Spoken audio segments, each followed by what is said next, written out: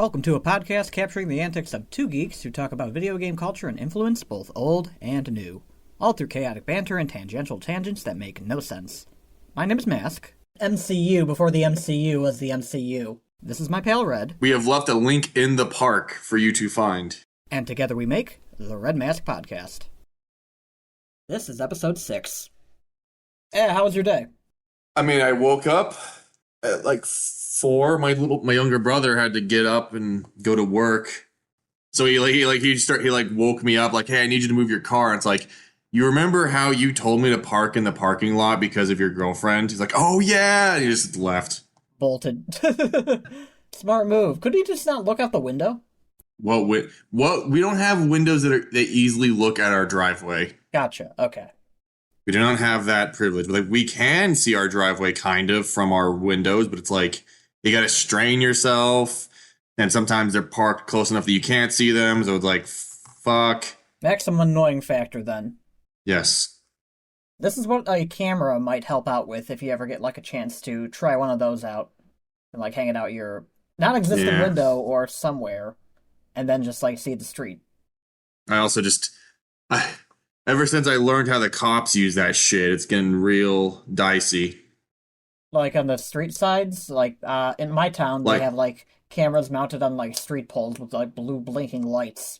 Well, no, not that. I'm talking like how the cops have started using like neighbors next door fucking their cameras for their doors. Okay, so like Amazon's like Ring doorbells and stuff like that? Yes. Oh yeah, the cops are spying on that. I remember reading about that. Shit's fucked. Oh yeah. We live in the future, and the future is now, and the future is scary. I want to go back. There was some tweet that I saw that was like, the companies are so obsessed with giving us the future while still being broken by capitalism that it's like, we're getting a bunch of really cool looking dog shit that doesn't work. And it was like, because someone had, it was on a tweet of someone who had a car, and apparently the car failed an update, so their car was unable to be driven. They had to call tech support. And it's like, oh, yes, that's what I want to do when I get in my car. Find out I can't use my car and be as late as humanly possible because tech companies can't get their shit together. Really I'm sorry. We are very sassy already. You said this wasn't going to happen, but it happened anyways. It's amazing. I can't predict the future. I thought we were going to have just like the most relaxing like post-Christmas talks. It's almost New Year's. The episode's going to be out after New Year's, so I mean, right. I would love to talk about it. Don't worry about it. We're going to be mostly gushing about things we like this time. But just like the moment we got to tech company, I was just like, oh, we can't let that one go. Right. I mean, I just want to say that what I did today was I went out and shot some photography footage. I compared like an old lens with a new lens. And like, while software integration is nice with this stuff and it makes things a lot easier, stabilization included, that shit only works on like one specific model. And if it breaks, good luck fixing it.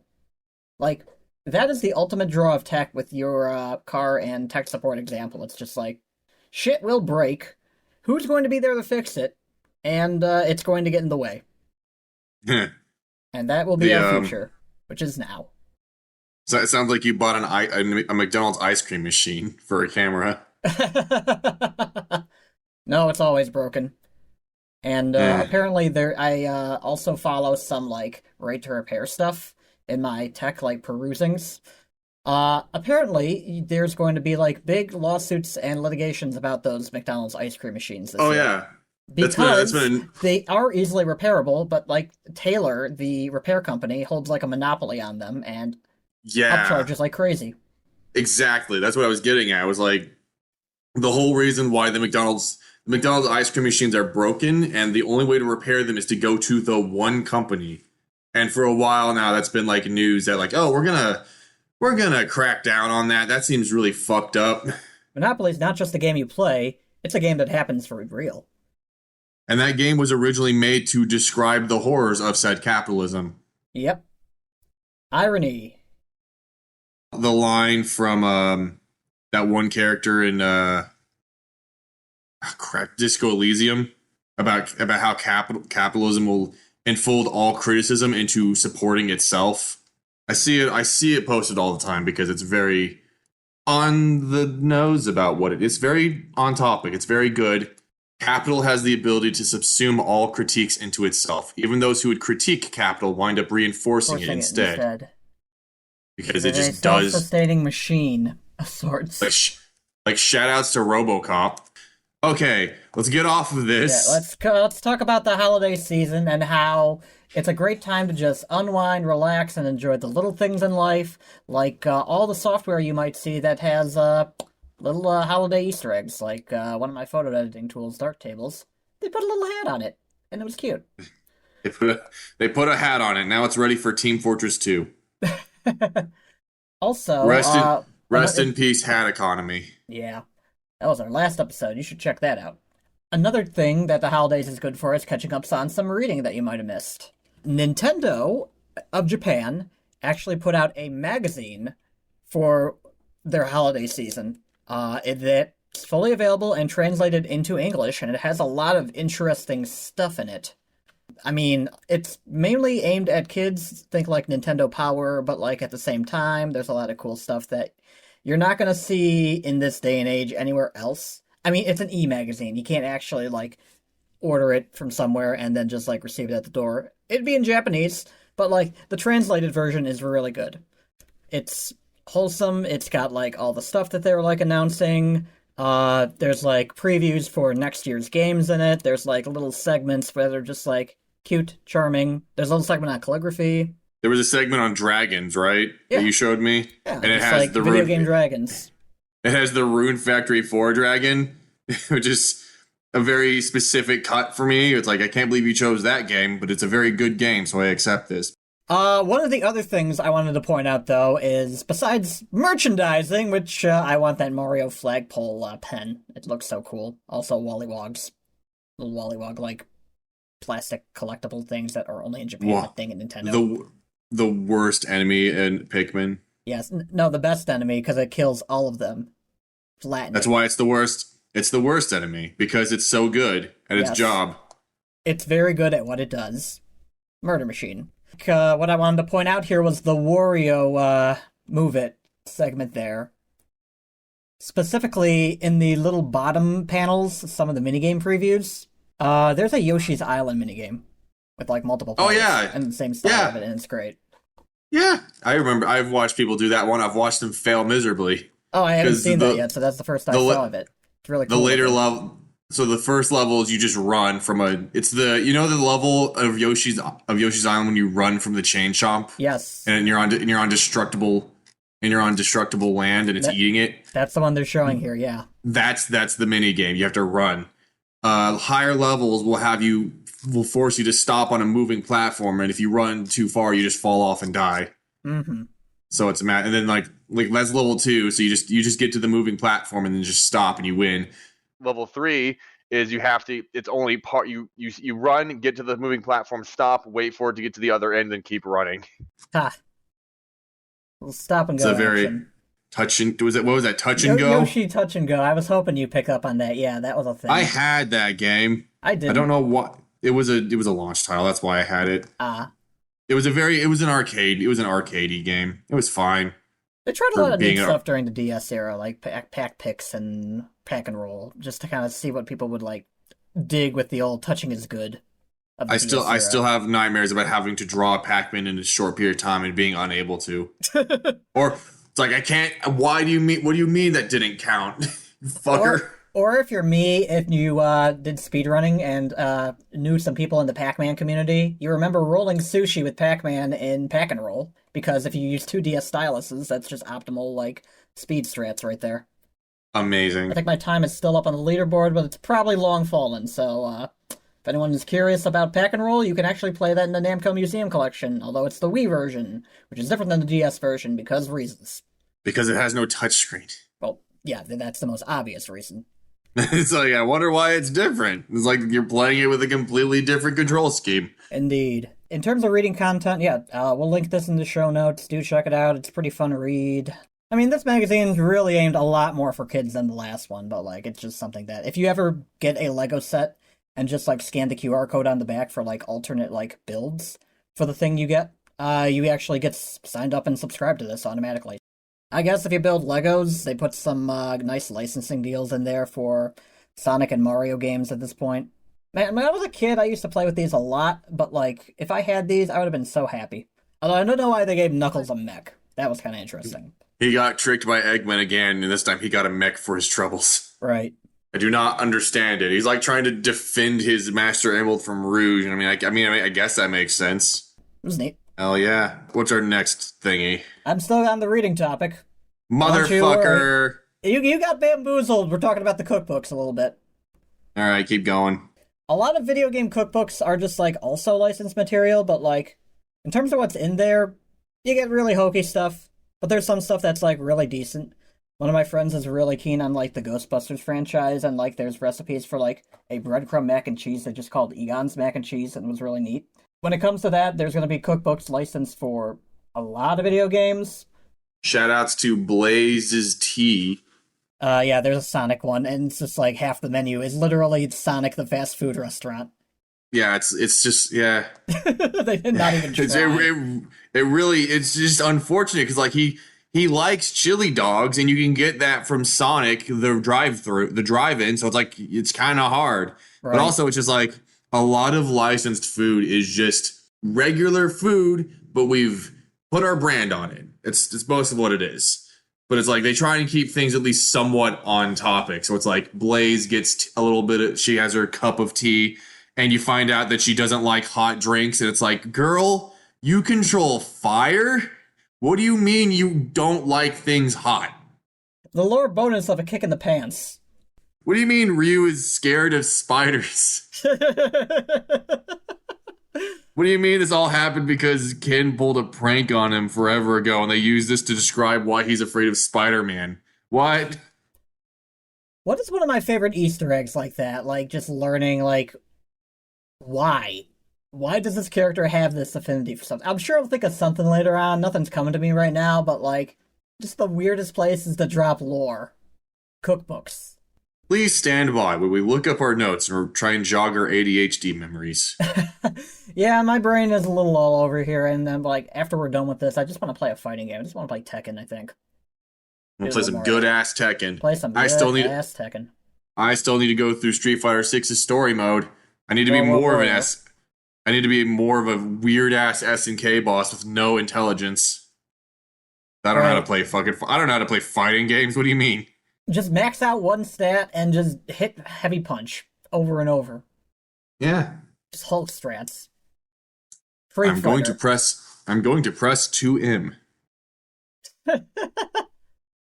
We're gonna do like an update at the end of the episode about like Chrono Trigger and like the whole how that radio talk show went. Technically not a podcast, radio talk show, but the nuance. They would love to do a Chrono Trigger 2, but if they ever did something again, they would prefer to make something new. Obviously. Because it's been so long. You don't want to, like, have to strap your head around, like, the source material. Like, if you're making Star Wars, for example, you want to figure out how to actually figure out the lore, so nothing that you come up with is going to contradict something else, which is why Disney had to hire, like, lore experts. If you have My Nintendo, you actually are about to lose a bunch of, like, either platinum points. The gold points don't expire, but the platinum points do, so you actually get some free stuff. So the platinum points are the freebies, right? Yeah, the platinum points are the freebies. You can get them, like, from browsing websites and doing, like, nonsense. Like, if you don't want to go ahead and read for the holiday season, what you can do is... Or play one of their mini... Yeah. I remember using my platinum points to boost my Animal Crossing mobile experience. Mm-hmm. You can also get, like, acrylic pins and Splatoon and things like that that's, like, real-life merchandise. That stuff can be rare. I actually had the Phantom Hourglass quill pen for the longest time before I sold it on eBay. Because, like, I don't know what kind of DS pen anyone can use these days. If people are using, like, digital pens to draw things, you're either using an art tablet or you're using a Apple Pencil. So... Shoutouts to when a Generation 4 Pokemon was... the thing. I got the Dialga stylus. Oh, I still have the Dialga and the Palkia stylus in, like, the holder. You've seen my picture. I don't think I have. It's in the server, my guy. I would have to hunt it down. Damn. Okay. Damn, son. I am scrolling up. It is right here in the server. Literally in the video game section. Oh, there it is. Okay, so it's somewhere in this mess I have to look up. Yep. Oh, there it is. Yep. I see it now. Yep. That's also the platinum pre-order statue up there. God damn. Make sure you're not getting a bunch of points expiring and cash out. You probably have some nice stuff waiting for you, although you got to pay shipping. Oh. But hey. What do you mean? What do you mean my platinum points aren't a valid currency anywhere else? They are literally points in a game. You can't. Your V-Bucks are not good for cash. I'm sorry. Fuck you. They have the word buck in the name. What do you mean they're not a valid currency? The buck stops here, my friend. This episode does not have a sponsor. We just want to bring people in to kind of take a look at the show, see what we have going on. If they like us, support us. Go to coffee.com/mask31 and check out our page, and feel free to consider donating. Now that you've gotten all your holiday reading out of the way, why don't you put an ornament on your tree? Namely, the Sega console that Sega refuses to release ever again, for no good reason. Why would you put ornaments on your tree now that it's past Christmas?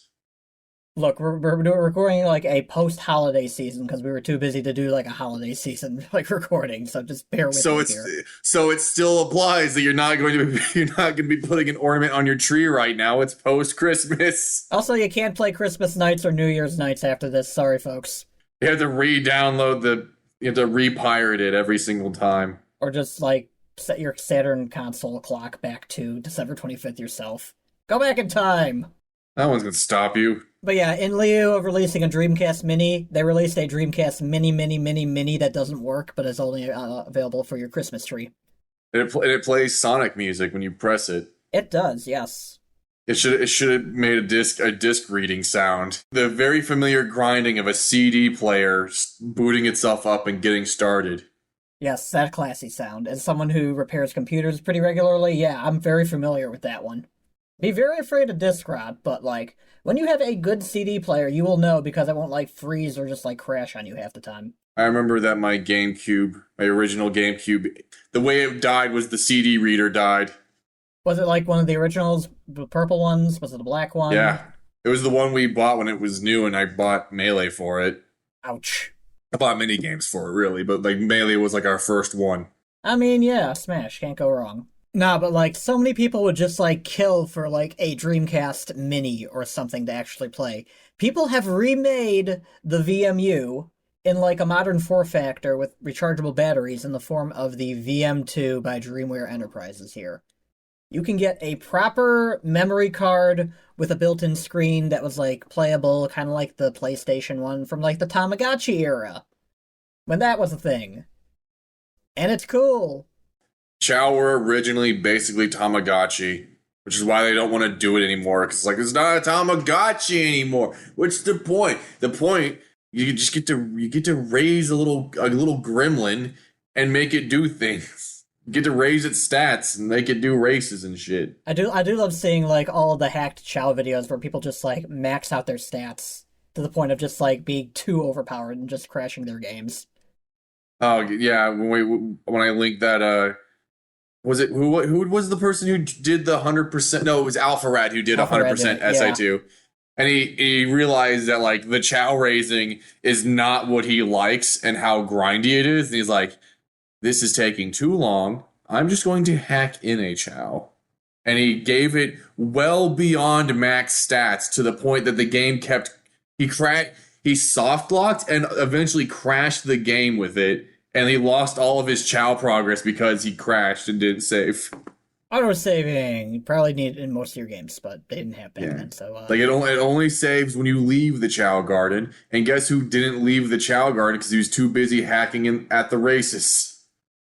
And karate. But at least karate's a lot more... You just with his bullshit stats, he one-shot every time, so it's fine.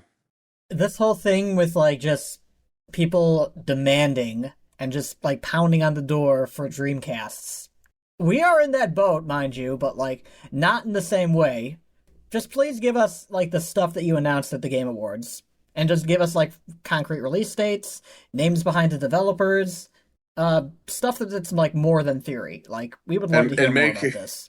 And make the Game Awards less nonsense. I don't think that's Sega's job. That is true. It's not Sega's job. I've been got. Sega may do what Nintendo don't, but Keeley does not nearly to anyone else. Sega does what Nintendo don't. Have a console. They still don't. They're never getting back into that. It ain't happening again. That's over. I wish. Aww. That just means their games can be enjoyed by more people because they're no longer limited to a single console or something. I don't know. The only freaking way we're going to be able to play like Genesis games is going to be like these mini consoles. Like, that's their last one, the Genesis Mini. And the At Games one didn't happen. But it actually did, because I have a fun fact for everybody about that.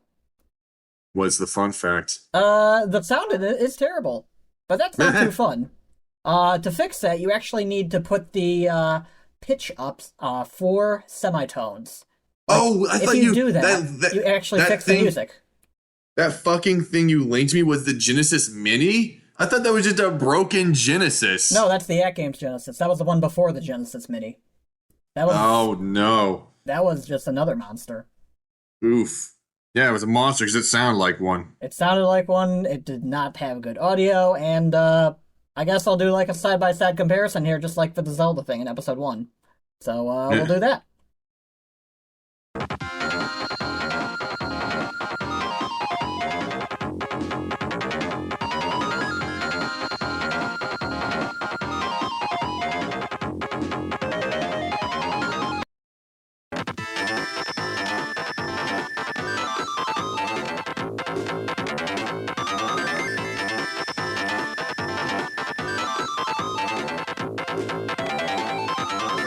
So what the hell am I talking about? Yeah, it's one of those days, isn't it? It's like, shit, okay. Because it's like, I don't have any, like, real notes. I'm just like, I got stuff I can say about things. I'm going to go throwing them out there. Hope it makes sense. SimCity for the Super Nintendo. I watched we had that game on our Super Nintendo. I remember playing the hell out of it and being bad as hell. I got to Metropolis once. It was a struggle. I'm very bad at running cities. I mean, it's a simulator game, right? Like, what does that make it similar to, like, an idle game? It's similar to an idle game, but you can actually lose if you fuck up enough. They can just vote you out as mayor, and you're just gonna game over. Is it just because of too much debt, or like what? Like, I only have like a little bit of information about like SimCity on PC because like the Maxis stuff had like crazy amounts of mods and stuff. But the citizens are like, you will constantly have like this vote tab that tells you what the citizens are thinking about the city, what they think about you. Like, oh, we have this issue. We think this is the biggest issue of the city so far, like, and so on and so forth. But what I really want to talk about, not just the mechanics, because I think my favorite mechanic of SimCity SNES is that the public transit is just the same as roads, but now it's a railroad. As in, there's no stations. You just build the railroad like it's a road, and it counts as transit. So it's, and like one of the hot tips that you get even in the fucking instruction manual is build only, instead of even touching roads, just build railroads everywhere. It's more expensive, but you don't have to put up with any traffic ever. Public transit, just when the train goes by, grab onto it or something. Like that's basically how it's set up in that game. But what I really want to talk about is the fucking music, which is a banger and done by Saya Oka of, like, she did Super Mario Kart. A lot of women in video games did early like audio design and stuff. Soyo Oka. It's Soyo Oka. Not Saya Oka, it's Soyo. She did stuff like she was Super Mario Kart's composer, and she also handled Super Mario All-Stars. She also did like Pilot Wings and also SimCity for the Super Nintendo. So, and not more than, and she also did the NES version of SimCity that never released because it never finished. But at some point they leaked the OST got leaked, and a beta version of the game was released as well. And it's like the music she did for both. I watched a video that was like talking about the the music theory behind it, and like comparing the two soundtracks to each other just to determine like how she was thinking at the time and how good it is. It's really good. The music for both versions of the soundtrack are very, very goddamn good. And they only share one track between each other, which is the Metropolis theme, which she considers that one of her best works alongside Super Mario Kart's Rainbow Road and the Pilot Wings menu theme. I must say that was interesting because, like, when you talk about, like, artists that actually get to compose this stuff on a pretty regular basis, you have, like, people that are outside of, like, the games and stuff. They'll say, oh, yeah, I remember, like, Revenge of Meta Knight from Kirby Superstar or something like that. But, like, the artist knows how much work they put into this stuff and, like, the dedication that actually comes from, like, knowing that, like, oh, this is actually my best work. They put a lot more work into that than you might imagine. Yeah, the whole ass creative process, and they have it's insane. It's just wild to me where it's like, yeah, this soundtrack I composed for this this game that we got from Maxis this one time. Like SimCity on the SNES is weird because it's just like Nintendo handled so much of that game being in-house. Put on the Super Nintendo because of putting it on the Super Nintendo. Like, this game is a banger. We want it. It was famous for like Nintendo's like little ring of control around that time, around the games that they put on there, because they didn't want like third party, like unauthorized like games on their console, and they wanted so much control over the games. Especially after the NES eventually had that cracked, I'm sure. And we got some wonderful bangers, like a whole slew of dog shit religious games that were less game, more. Yeah, that's just how that goes. Preachy. And Action 52. Oh god, Action 52! Don't ever talk to me about Action 52. Sorry, it's great. Make your selection now. That version is a lot better. Yeah, because it was handled by a different company. Yep. A different company like actually made games for it. Yep. That's why it's different and good, because a company that gave a shit was given control and they did the best they could. Okay, but seriously, the music video I watched, which was basically comparing the two soundtracks, was like when Soya Oka was making the NES version of the soundtrack, she was trying to convey a city growing without using any like motifs or shared melodies. For the SNES version, though, she used a motif, which was like, you hear it you can very easily hear it in the Village theme, because it's like the Village theme is just the motif. And it's a very peaceful song. It's a very nice sounding song, and you're gonna hear that melody the whole time you're building your city.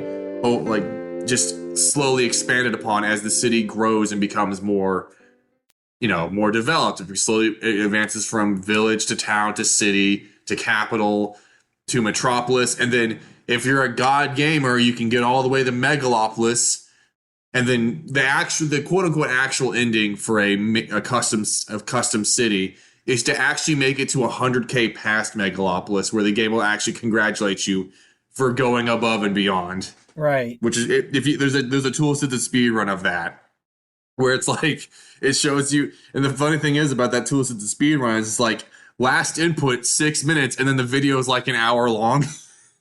It's just waiting for the city to actually grow, because like they routed it just so perfectly then. Yeah, and it's also like there's also a very abusable underflow glitch for your money that you can take advantage of. I'm trying to remember, because like I'm trying to remember what it was, but like I saw that you can like build something without paying for it. Am I remembering something correctly, or that's not what I'm talking about. Okay. I'm talking about basically in year one, you need to blow your entire budget. You need to get it down to zero. All right, you got to get your money right down to zero, and so the TAS starts building their city with that in mind, so that when they run out of money, they wait.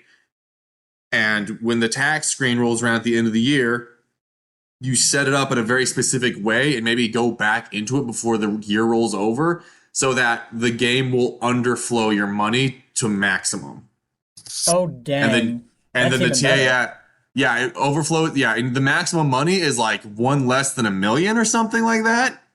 So the TAS takes full advantage of that to fill out their city the rest of the way they need, and then they go into a screen that you unlock at like a capital where it lets you look at your city in a weird view. But the thing about it is it prevents any pop-ups from popping up or like anything going wrong.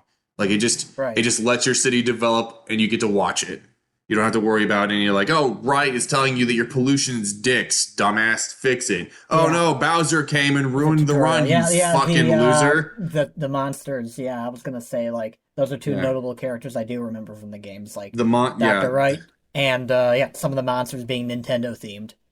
Well, the one monster being Nintendo themed. Yes. The one monster in the SNES version of SimCity 1 was indeed monster themed, or to Bowser, because it's Nintendo. You can just do that. Yeah, it's fun. But yeah, the music. Just to get back, I'm all over the place on this damn thing, but because I wanted to talk mostly. Allow those. I wanted to talk a lot about the music, but I don't really have much to say because it's just the music's amazing. That's my point. The music theory behind it is cool. Watch that video by I think it's 8-Bit Music Theory is the guy who does it. He does a lot of that shit. It's very neat as someone who likes music but never has the goddamn terms to describe what I'm hearing. So it's nice to have somebody there who does have those words and look into that shit for me.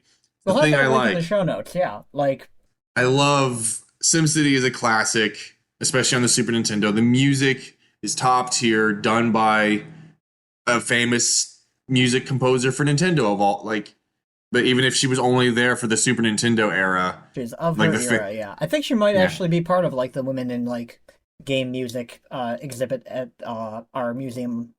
We often have like rotating video game like exhibits. One of them 2 years ago at this point was like women in like music in gaming, because like that was where that was most pronounced in like the 90s and such, and it was a fantastic little thing.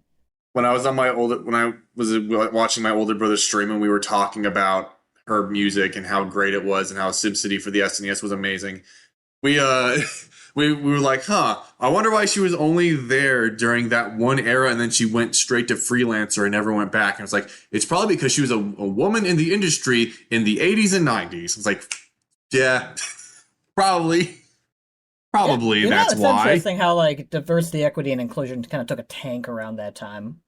And it's like began to rise.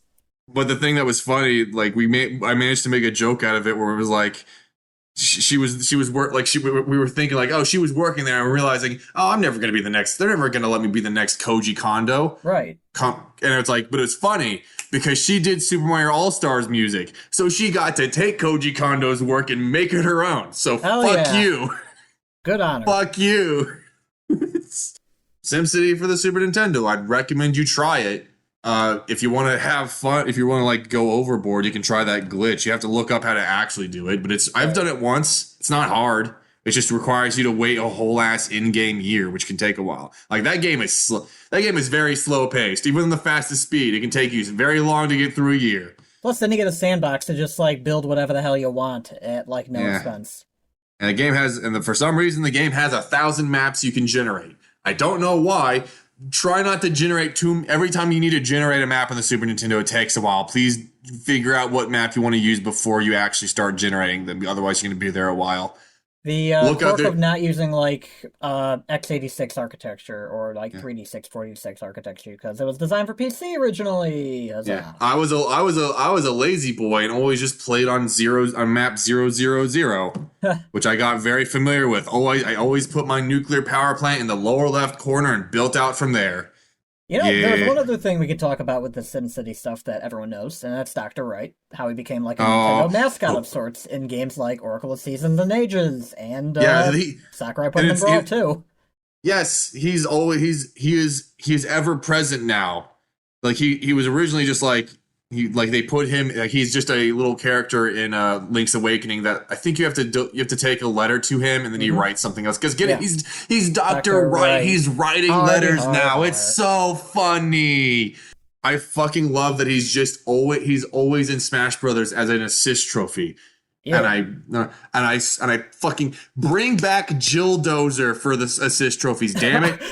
How? Oh my god! You can still buy a copy of Drill Dozer at your local Walmart for $5. That's a meme. I have no idea where it started. It has Please don't. It is a cartridge with a rumble pack because you are controlling a drill dozer, my friend. It is a fun game. I want Jill Dozer back as an assist trophy. It was so fun to just have her and be like, I know that character. She's a Game Freak character that's not Pokemon. And Saki, and the R-Type Beast, and Zero, and Alucard. And why aren't these assist trophy characters playable? I'm sure Sakurai's working on that for the next Smash. Anyway. God forbid, I don't think you can make Dr. Wright playable. There's no like what the hell? What the fuck is he going to do? Well, they made Game & Watch work. They made Phoenix Wright. Game & Watch has a whole series of games you can pull from, which is exactly what they did. He got Dr. redesigned. Wright has. He's going to. Well, he got redesigned to be more like the series. Yeah. Why don't they just take Dr. Wright? Go to EA, get a license to like do all of the other Sims content. There you go. Oh my god, the most No, we stick with the Super Nintendo era of Sim games where we got Sim Ant, Sim Earth, all this weird shit happening at the same time. Oh my god! It's like, yes, I would like to summon the spider. Yeah. I would like to summon the lawnmower and the spider from Sim Ant because I fucking hate that. I beat the free play mode of Sim Ant on a Super Nintendo emulator forever ago. It took me fucking forever because I did not know what I was doing, and eventually I figured out I need to like knock out all the red ants from the lawn and shit, and I wound up colonizing that whole goddamn house. Incredible. But seriously, it's the most hilarious fucking thing I've ever like thought about. Like, you can put anything in Smash. You really can. Yeah. But yeah, I'm just so happy. Like, whenever Dr. Wright pops out, I'm just like, oh, it's Dr. Wright. And everyone around me is like, who the fuck's Dr. Wright? And I'm like, oh, you know, Sim City. It's like, what do you mean Sim City? What do you mean? The fuck do you mean? Sim City is in Smash Brothers. That doesn't make any goddamn sense. This is exactly the reaction I had when I saw the trailer for Terry Bogard in KOF around my Pokemon friends. They're like, who is this guy? And I'm just like, do you not know the King of Fighters? Let me talk about that for 20 minutes. You dare say this shit to your fighting game friend? I'm gonna beat you senseless, boy. With knowledge. Like, oh no, Sakurai already beat you to that one. He was a fucking fountain of knowledge with regards to SNK, which is actually he used one of his experiences of playing like King of Fighters to like inform his decisions around Smash Brothers, because he was like he beat a guy so bad, which in Japan like you have dueling cabinets, so like one player plays on one side, the other plays on the other, and you're playing against each other even though it's like two separate screens. Right. He wound up like beating someone so bad, and then like he noticed obvious change in the gameplay. And it was like, okay, someone else is playing now. And then after he won, he looked over to see who his opponent was, and he saw a couple just walking away, dejected. He was like, ah, shit. Like, ah, shit. I just ruined that date, didn't I? Yeah. And he talked about that in like Smash design documents on YouTube. Mm-hmm. And people memed the hell out of it because it was like, someone put him on scrub quotes. And I was like, fuck you. Awful. I'm very upset now. Damn it. That's twice. This wasn't supposed to happen. It's fine. This wasn't supposed to happen. That's what happens when I try to steer. Maybe just go off the rails. We brought up Sakurai, and that's obviously a salt mine because it's just, They put Sakurai's own experience in scrub quotes. Like, do you not understand the bullshit you just wrought? I just think his emo era was the most interesting time when he was developing Brawl and was like anti-competitive gaming. And like still would put one of the most powerful characters in his franchise in that game for like and it was also very fucking weird because like Subspace Emissary had like you get all these weird characterizations for these characters that people know. It's like, that's not how this character is. What? all right, whatever. It was a fun mode, but it's like he had there were some really weird characterizations for a lot of those characters. Like, oh, Donkey Kong and Bowser sound like monsters. All right. Rawr. Rawr indeed. Thank you for listening to this episode. We are hosted on mask31.dev/the-Reddmasq-podcast. You can also find us on Pocket Casts and wherever great podcasts are found.